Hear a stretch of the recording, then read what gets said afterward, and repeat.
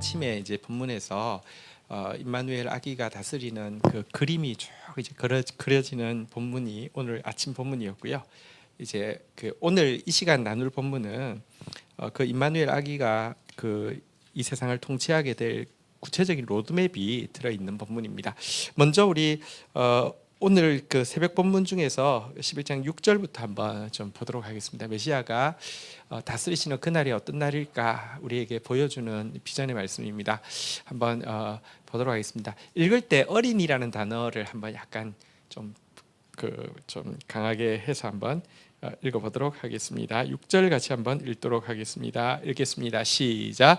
그때에 이리가 어린 양과 함께 살며 표범이 어린 염소와 함께 누우며 송아지와 어린 사자가 살찐 짐승이 함께 있어 어린아이에게 끌리며. 여기 보니까 어린이라는 단어가 4번 나왔고요. 송아지는 어린 소를 송아지라고 하는 거 아시죠? 이렇게 어린 보니까 어린 양, 어린 염소, 어린 소, 어린 사자, 어린 아이. 사실 이제 이 그 이야기의 주제는 이제 이사야서 7장에서 쭉 이야기한 임마누엘 아기에 대한 이제 묘사가 앞에 나왔잖아요. 지혜와 총명의 영으로 지식과 그 여호와를 경외하는 영으로 그리고 모략과 재능의 영으로 임마누엘 아기에 대한 이야기를 하면서 그분이 다스릴 때 이루어질 모든 곳 가운데 평화가 어떻게 이리와 어린 양이 함께 누워요. 표범과 어린 염소가 어떻게 함께 살아요. 송아지, 어린 사자, 살찐 짐승, 어린 아이가 어떻게 그것들을 이끌어요. 근데 이제 이런 평화가 이루어지는 것이 임마누엘 아기 때문에 이루어진다라고도 이야기하고요. 또 한 가지는 그 나라의 주된 그 천국 백성의 가장 중요한 특징이 어린 아이가 되는 것이다라는 것을 어린이라는 단어가 계속 반복되면서 우리에게 보여줍니다. 우리 한번 이렇게 고백하겠습니다. 하나님 나라의 어린아이가 되겠습니다. 네, 사단을 향해서는요 어린아이가 아닙니다. 우리가 분별하는데도 어린아이처럼 되면 안 되고요. 싸우는데도 어린아이처럼 되면 안 되고요. 겁먹고 도망가서는 안 되고 담대하게 어른처럼 이렇게 맞서서 싸워야 되지만 하나님 앞에서는 무한히 어린아이가 되어야 합니다. 계속 그분 의지하는 마음에서 어린아이가 되어야 하고요.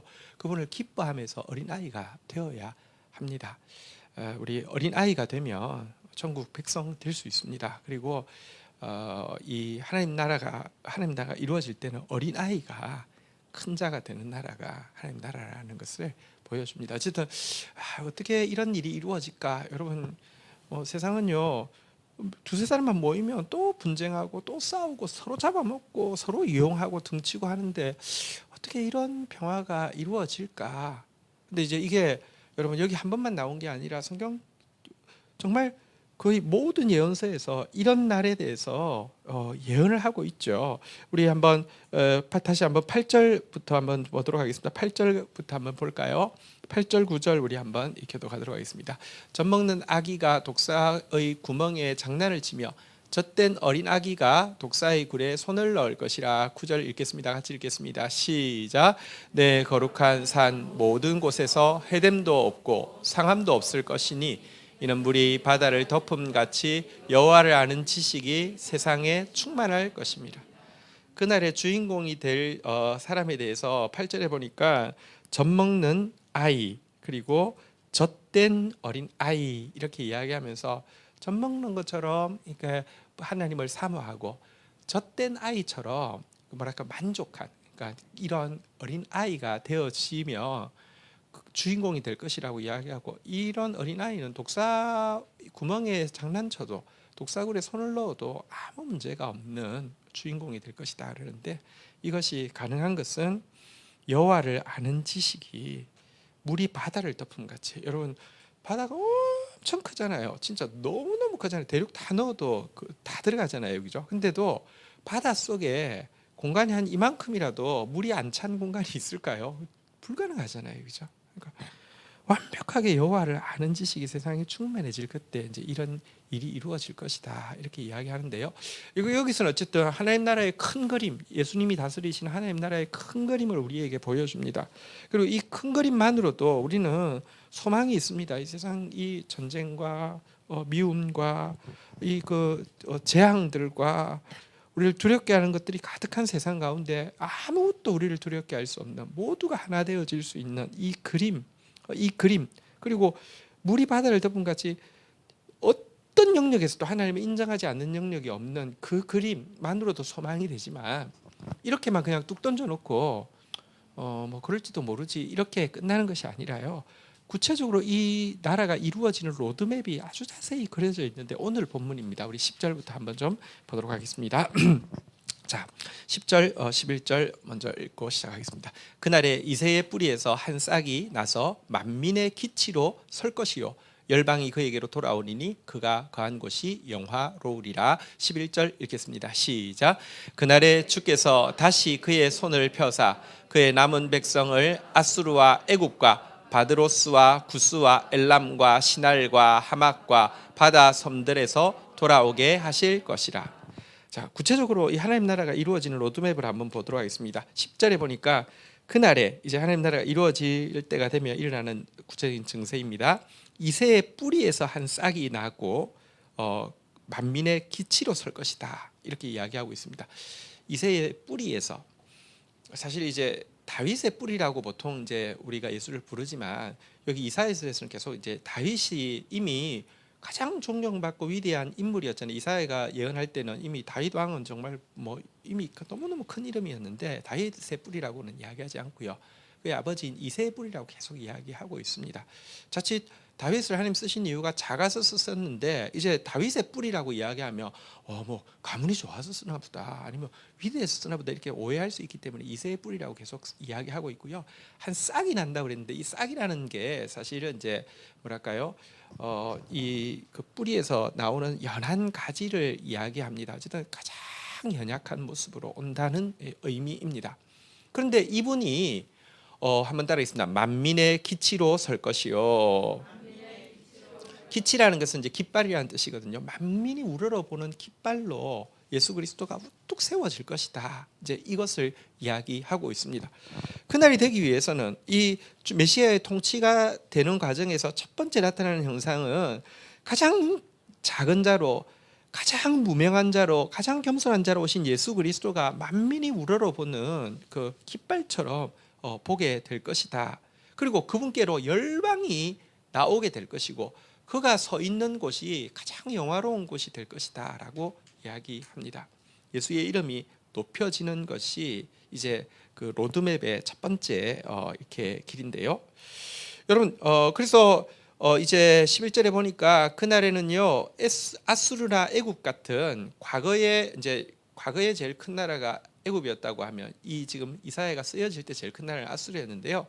아수르나 애굽 같은 큰 나라뿐 아니라 뒤에 나오는 이제 작은 나라들은 우리가 이름도 잘 들어보지 못한 나라들이잖아요. 무슨 바드로스, 마도로스 아닙니다. 네, 구스, 뭐 엘람, 시날, 하맛, 바다의 섬들에서부터 이렇게 그러니까 열방으로부터 남은 자들이 돌아오게 될 것이다. 이렇게 예언되어져 있는데요.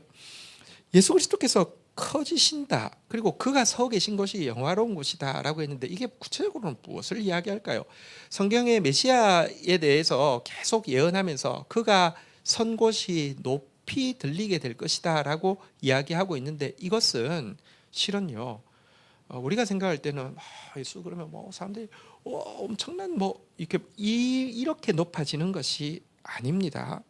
성경에 보면 예수님에 대해서 예언한 가장 구체적인 모습이 그 놋뱀이 이렇게 그 나무 장대 위에 높이 들렸을 때 사람들이 그것을 바라볼 때 구원을 받았던 이 이미지가 있는데요. 예수님께서 당신의 십자가에 대해서 처음 예언하신 장면이 요한복음 3장 14절인데요. 여기에 보면 예수님께서 바로 그 모습을 인용하시면서 한번 같이 읽도록 하겠습니다. 읽겠습니다. 시작.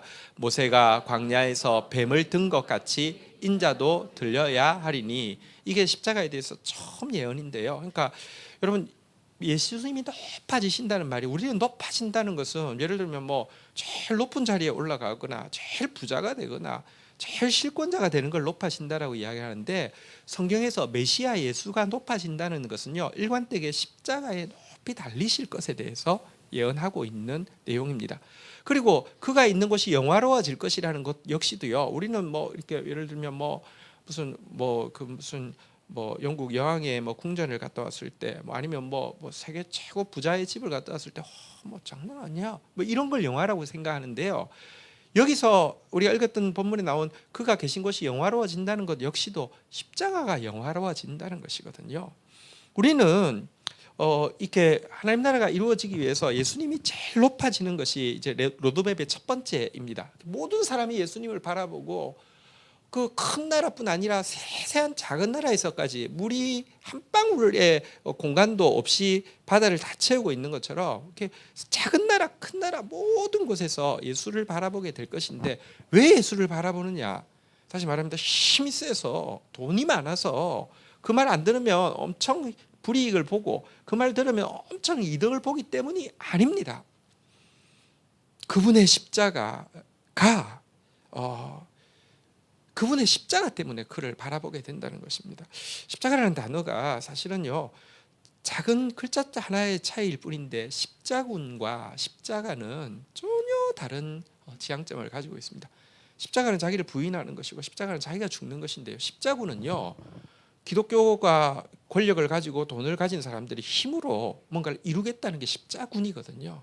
그러니까 우리는 지금도 기독교의 영광, 그러면 이전에 그랬어요. 우리가 복음으로 이 땅이 통일되게 하시고, 그럴 때를 가질 생각은 뭐냐면, 교회가 돈이 많아져서 북한에 땅도 사놓고 건물 지을 돈도 준비해 놓고, 또 교회에서 사람들이 똑똑해져서 정권에서 이렇게 중요한 요직을 가지고 있다가 딱 되면 딱 하면 팍 올라가서 점령할, 이런 게 복음으로 이렇게 통일이 되는 거라고 생각했습니다. 그게 아닙니다. 한번 보십시오. 이 사회가 남북 간의 갈등, 동서 간의 갈등, 빈부간의 갈등, 뭐 이렇게 온갖 갈등이 많은데요, 이거 좀 더, 그러니까 그러면 진짜 힘 있는, 그러니까 감히 넘볼 수 없는 힘을 가지고, 게다가 도덕성까지 가진 사람이 한번 확 밀어붙이면 평화가 이루어질까요? 안 된단 말입니다. 진짜 평화, 아까 보았던 그 뭐 제가 짐승 이름 숫자를 세보니까 8개 이상의 짐승들이 나오는데요, 다 완전히 평화할 수 있는, 아이까지 면 9개, 완전히 평화할 수 있는 게 어디 있을까요? 십자가에 답이 있지, 십자군에 답이 있지 않습니다. 그 하나님이신 예수님이 자기를 비워서 우리를 위해서 죽어주신 그 사랑에, 그 겸손에 사실은 구원의 길이 있고요, 그 사랑과 그 겸손, 이것의 가치를 지금도 사람들은, 심지어 교회 안에서도 영광을 바라보고 있고 권력을 바라보고 있는데, 그게 아니라 그 십자가가 구원이었음을 깨닫고 그것을 사람들이 다 앙망하는 그때, 그 일이 이루어지는 그것으로부터 하나님 나라가 시작되어진다라고 이야기하고 있는 것입니다. 어쨌든 우리가 교회를 다니고 있는 우리부터 십자군이 아니라 십자가를 소중히 여기는 사람, 그리고 지금도 자기 부인의, 그리고 겸손과 사랑에 구원의 답이 있고, 나의 구원의 답이 있고, 우리의 구원의 답이 있음을 바라보며 믿고, 또 그 일을 이루신 예수 그리스도를 바라보고 의지하고 나아가는 저와 여러분들이 되기를 주의 이름으로 축원드립니다. 자, 십자가가 높아지고 나면 그 다음에 일어나는 로드맵의 2단계가 나옵니다. 12절. 나에게 십자가가 가장 높아지고, 우리에게 십자가가 가장 높아지고, 우리가 모두 우리의 눈이 십자가를 바라보는, 그래서 사실은 시각적으로 보면 높이 들린 십자가를 바라보는 게 맞지만, 어떤 의미에서는요, 약간 그것을 의미에서 시각화한다면 밑을 바라보는 것이죠. 예수님은 가장 낮은 곳에 계시니까, 가장 작은 자와 함께 계시니까, 우리 모두가 뭐랄까요, 돈, 권력, 쾌락의 정점을 바라보던 눈에서 가장 낮은 곳에서 자기를 부인하는 그 자리를 함께 바라볼 수 있게 되면 어떤 변화가 일어나느냐, 12절 한번 보도록 하겠습니다. 12절 13절 보도록 하겠습니다. 교독하겠습니다. 여호와께서 열방을 향하여 기치를 세우시고 이스라엘의 쫓긴 자들을 모으시며 땅 사방에서 유다의 흩어진 자들을 모으시리니, 13절 읽도록 하겠습니다. 시작. 에브라임의 질투가 없어지고 유다를 괴롭게 하던 자들이 끊어지며 에브라임은 유다를 질투하지 아니하며 유다는 에브라임을 괴롭게 하지 아니할 것이요. 자, 십자가가 높아지면 성도들 안에서부터 변화가 일어나는데요. 12절에 보니까 그 열방을 향한 기치 예수 그리스도의 십자가가 견고하게 세워지면요. 한번 따라하겠습니다. 이스라엘의 쫓긴 자들, 유다의 흩어진 자들. 이 당시만 해도 나라가 두 개였거든요. 이스라엘과 유다라는, 그러니까 북쪽에는 이스라엘 나라가 있고 남쪽에 유다가 있는데 누가 메시아의 백성이 되느냐? 한번 다시 따라하겠습니다. 쫓긴 자들, 흩어진 자들. 그러니까 다 구원받는 게 아니라 남은 자만 구원받는다고 했는데 남은 자가 누구냐? 쫓긴 자들, 흩어진 자들, 작은 줄 아는 자들, 어린아이 같은 자들만 구원을 받게 되는데요. 이들이 이 열방의 기치이신 예수 그리스도 앞에 모이고요. 그들의 시선을 돈, 권력, 쾌락의 정점을 바라본 데서 자기 부인과 그 겸손과 사랑으로 눈이 집중되어지게 되면요. 성도들 안에서부터 변화가 일어나는데 13절에 보니까요. 13절 보니까 에브라임의 질투, 에브라임은 북이스라엘을 이야기합니다. 질투가 없어지고요. 유다는 남유다를 이야기하죠. 괴롭게 하는 자들이 끊어지고요. 에브라임은 유다를 질투하지 않고 유다는 에브라임을 괴롭게 하지 않는, 다시 말하면 성도가 서로 온전히 사랑하게 되는 일부터 일어난다는 것입니다. 십자가가 왜 중요하냐? 여러분, 사실은 교회 안에서부터도 하나가 안 되는데 세상을 하나로 만들겠다? 불가능합니다. 우리가 아까 복음의 통일 막 이야기했는데 뭐 교회들의 모임 안에서도 가보면요, 정말 하나가 아니고 서로가 정말 뭐랄까요, 욕심과 탐욕과 막 이런 것 가득 차 있는데, 이런 사람들이 뭐 이렇게 예를 들어 이제 우리 뭐 경제 언젠가는 저는 통일이 현실적으로 될 수밖에 없고요. 또 되도록 정말 기도해야 되는데, 그런 교회들이 뭐 북한에 가서 하면요, 한국 교회에 있는 일이 똑같이 일어나지 뭐가 달라지겠습니까? 근데 십자가가 높이 세워진 사람들, 서로 괴롭게 하지도 않고 서로 질투하지도 않고 온전히 하나 된 사람이 이 하나됨으로 밖으로 나아가게 될 때 그 하나됨이 퍼져나간다는 것입니다.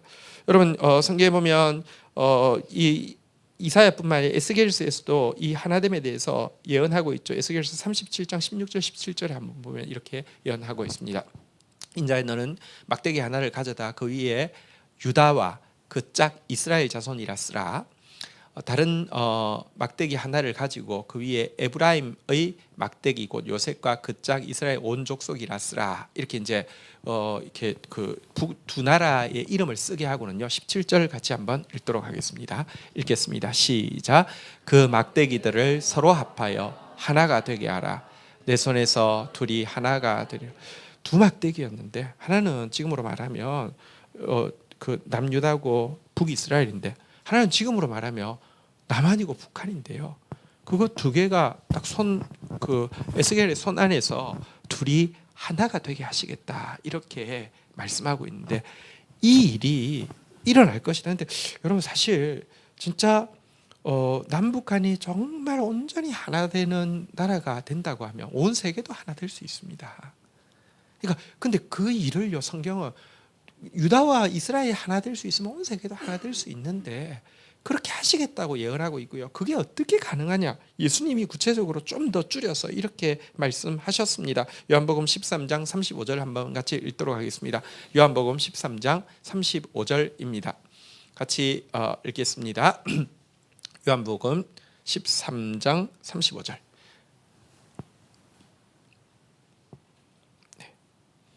같이 읽도록 하겠습니다. 시작.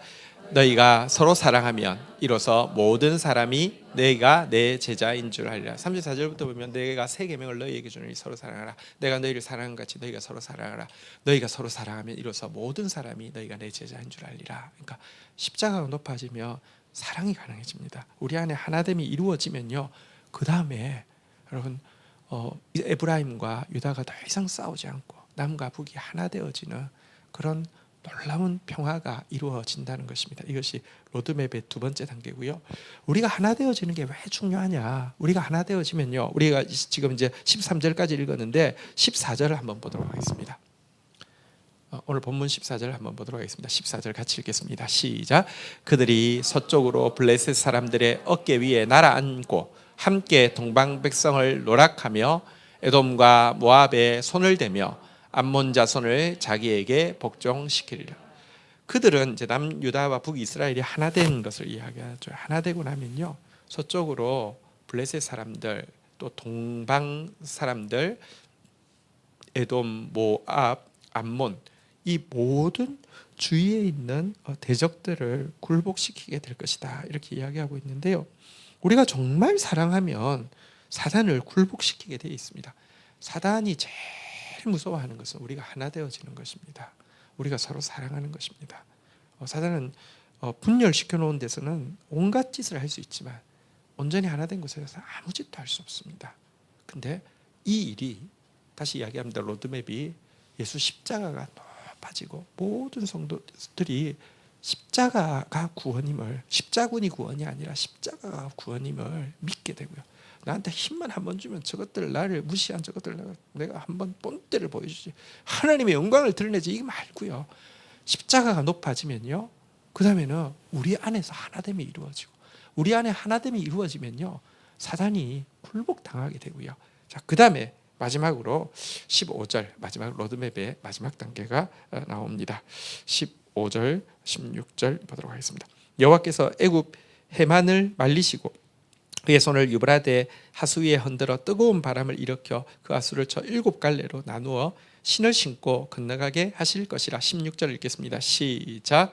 그의 남은 백성 곧 아수르에서 남은 자들을 위하여 큰 길이 있게 하시되 이스라엘이 애굽에서 나오던 날과 같게 하시리라. 여러분, 근데 이 앞에까지 두 가지를 생각할 때 그 두 가지만으로 우리 그 8절 9절에서 본 대로 모든 것이 하나 되어지는 이런 구원이 이루어질까? 십자가 높아진다고 과연 그런 어린 양이 독사굴에 손을 넣고 완전한 평화가 이루어지는 게 가능할까 생각할 수 있습니다. 우리가 서로 사랑한다고 그게 뭐라고 이 세상이 진짜 변할까, 이렇게 생각할 수 있습니다. 근데요, 십자가가 높아지고 우리가 서로 사랑하게 되면요, 그 다음 일은 주께서 하시는데, 주님의 구원 계획이 15절에 나와 있죠. 과거에 이스라엘이 구원을 받았는데, 다시 이야기합니다. 무교병을 먹었다는 것은요, 여러분, 아무도 무교병 안 먹습니다. 아무리 급해도 안 먹습니다. 맛없습니다. 발효시키는 몇 시간만 있으면 부드럽고 맛있는 빵 먹는데 아무도 안 먹습니다. 근데 200만 명이 나오면서 무교병 먹었다는 것은요, 한 끼 식사도 준비 안 했다는 것입니다. 우리 교회가 MT 갈 때 여러분 1박 2일도 아니고요, 한 6시간 나갈 때도요, 준비하면 진짜 트럭으로 싣고 갑니다. 근데요, 200만 명이 나가면서 한 끼 식사를 준비 안 했다는 것은 하나님이 구원하셨다는 뜻이죠. 처음 기획부터 실행까지 다 하나님이 하셨다는 것이죠. 여러분 가면 몇 걸음이나 가겠습니까? 앞에 애굽 홍해가 있는데 못 건너잖아요. 그럼 끝이잖아요. 근데 15절에 보신 바대로 여호와께서 애굽 해만을 말리신 것처럼 이제는 그 당시에 이사야를 쓸 때 제일 큰 대적은 아수르였잖아요. 그죠? 아수르에서 이렇게 이제 아수르가 이제 유브라데 하수가 있고요. 북이스라엘이 끌려간 사람들은 그쪽 넘어서 가 있는데요. 하나님께서 유브라데 하수 위에 손을 흔들고 뜨거운 바람을 일으켜서 그 하수를 쳐서 7갈래로 나누어서 한번 따라하겠습니다. 신을 신고 건너가게 하실 것이라. 이렇게 여러분 나이키 새로 샀는데 이렇게 칠벅칠벅하면 이렇게 벗고 이렇게 건너잖아요. 이러지도 않게 하시겠다, 이렇게 이야기합니다. 16절에 보니까 다시 한번 똑같은 말씀을 이렇게도 표현하고 있는데요. 그의 남아있는 백성 곧 아수르에서 남은 자들을 위하여, 남은 자들이 누구라고요? 아까 쫓겨난 자들, 흩어진 자들, 어린아이 같은 자들, 십자가가 구원임을 진심으로 믿는 자들, 이런 자들을 위하여서 한번 따라하겠습니다. 큰 길이 있게 하시되, 한번 우리 믿음으로 고백하겠습니다. 큰 길을 열어주실 것입니다. 우리가 마지막 하나님 나라가 이루어지는 이 엄청난 아름다운 일을 위해서 사실요, 할 수 있는 것은 정말 우리의 눈이 열려서 십자가가 구원임을 바라보고 같이 십자가를 바라보는 사람들이 마음이 하나 되고 사랑하는 일까지 우리가 할 수 있습니다. 그 이상은 못합니다. 그런데 그 나머지는 주님이 하시는데요, 큰 길은 주님이 하십니다. 하수를 쳐서 7갈래로 나누어서 신을 신고 건너게 하시는 것은 주님이 여십니다. 이 지옥 같은 세상 속에서요, 여기 하나됨이 어디 있습니까? 그런데요, 완전한 하나됨으로 나가는 큰 길은 주님이 여신다는 것입니다. 그리고 이게 우리의 소망입니다. 세상에 어디에 소망이 있습니까? 우리가 세상을 살아가면서 조금 더 이렇게 우리가 복음을 가지고 현실 속에 적용하기 위해서 조금 더 나은 이렇게 뭐랄까요, 방법도 찾고 조금 더 나은 체제도 찾고 조금 더 나은 지도자도 찾고 합니다. 그거는 우리가 해야 될 일이고 중요한 일이지만 궁극적으로 거기에 소망이 있지 않습니다. 그렇게 바뀔 시스템으로 바뀌는 게 아니고요, 뭐 사람으로 바뀌는 게 아닙니다. 우리는 더 크게 하나님 나라를 바라보고 있고요, 그것은 십자가 아래서 하나 된 사람이 서로 사랑할 때 주께서 열어주시는 큰 길로 말미암아 가능할 것이고요. 근데 이것은 허망한 약속이 아니라 반드시 이루어질 약속입니다.